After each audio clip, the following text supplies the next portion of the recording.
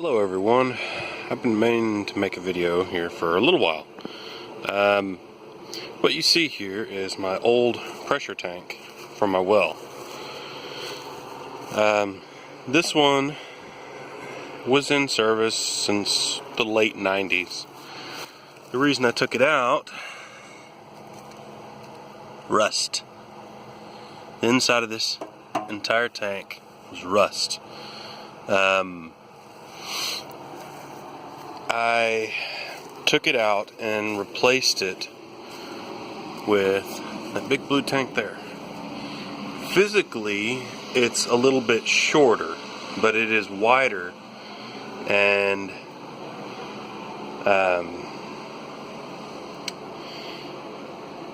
well, it stores about the same amount of water for being, there we go, focus. For being newer. It was a couple $100. It wasn't too terribly bad. I got it from Tractor Supply. And this here is the filter. It is a whole house water filter. As you can see there, it says 3 days and the time. 3 days will be when it back flushes out of this pipe right here. It back flushes right outside, so any of the sediment or anything else gets flushed out. Just a surge protector on it. When I had this put in, this new filter and tank, I ran PEX. 1 inch PEX from here to the house, and then from the house out to the garden, which I'll show in a minute. This well system here was put in the late 90s. When I bought my property, it had that pressure tank, that old one, and that was it. The well did not work when I originally bought the place, mostly because there was no electricity to this greenhouse. Really crappy, falling apart greenhouse that I've got halfway working. And here is another old well. This one is a different type than this one here. My current one uses a well pump. This one is a air pressure. It pushes air down the pipe and and that brings the water up. Versus this one pumps the water. I've been on this system for 3 months now. My water bill was about $70 a month, regardless of how much I used, up to a certain point. With the orchard, it turned into $100 a month. So I seriously investigated on getting the well fixed, and I had the water tested. When I originally had it tested, it came back with a high amount of lead. What I mean by high is like Flint lead levels. It was, after replacing the pipe with all this new brass here, this is all lead free or low lead brass. I had found out that it was the spigot that was here that I had pulled the water from. The spigot was old, probably from when it was originally put in the 90s, and it had a, not safe for human consumption amount of lead. Yeah. If you're going to do any plumbing, any remodeling of anything like that, try and get lead free or low lead at the very least. It's a dangerous amount of lead that's in spigots, and actually a lot of things for that matter involving plumbing, which I was thoroughly shocked by when I went through this whole project. But here's the filter, and there's the tank, and I shall show you where it runs here. Goes out this way, underneath there.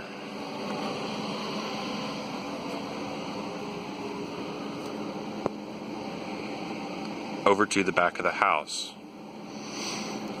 Right between the green IBC tank and my AC right there is where it goes into my house. It's a 1-inch pipe from right here all the way around this big pecan tree here, and then over to the house. And I'll show you the orchard as well now.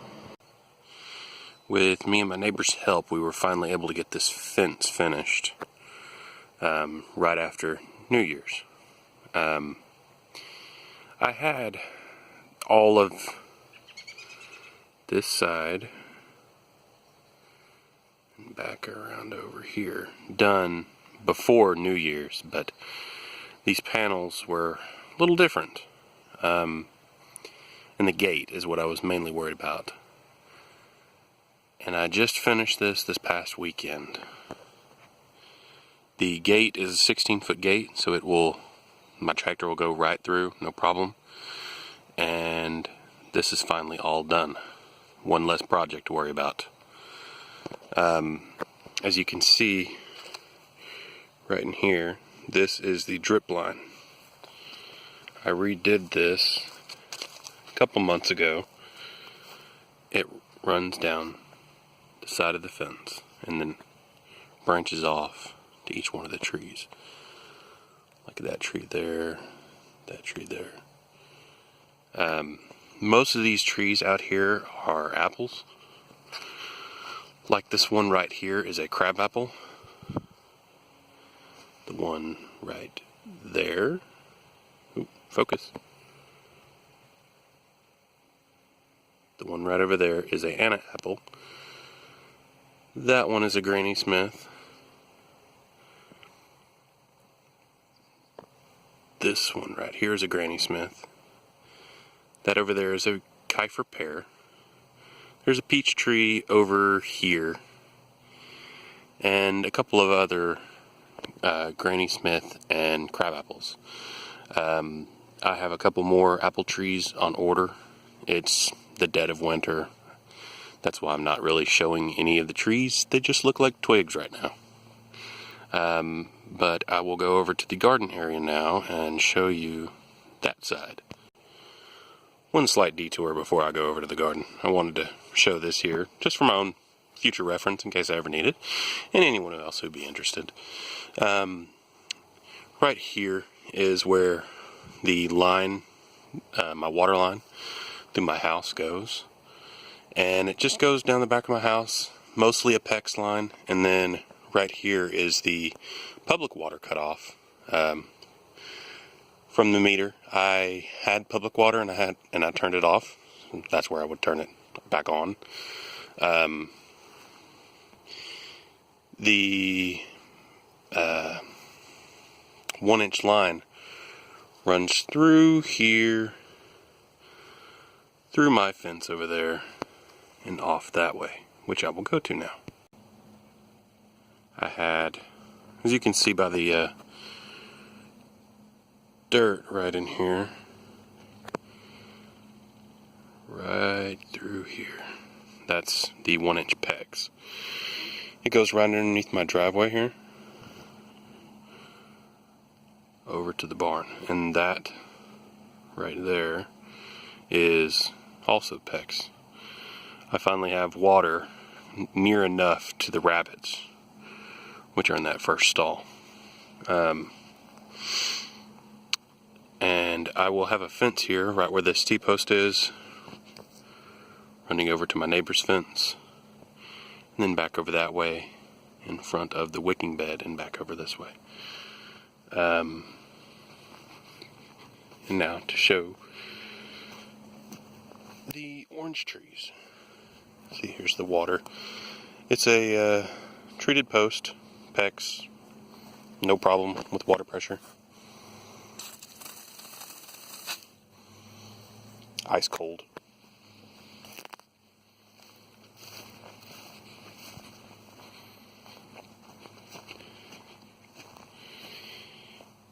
Here's one of the oranges. This is a Satsuma. It survived the cold pretty well. I wrapped it a little bit. It got down to 20 degrees a few days ago. Right now it's 50 outside. In the next day or two, it's going to get back down cold, so I'll probably wrap it. That's why I have all this right over here. This here is the mandarin orange. The deer have rubbed it down here, which is why I'll be putting up a fence. All of the fence building that I'm doing is simply for deer, because they destroy all my stuff. It held up pretty well to the cold. I think it took more damage than any of the rest. It's pretty badly hurt. I'm sure it'll be fine come spring. It's just not looking great right now, but it'll live, hopefully. Then the last orange over here. This is another Satsuma. This one didn't get protected as much. I don't know if that's why it lost all of its leaves, or if this one will live. I'm hoping that it will.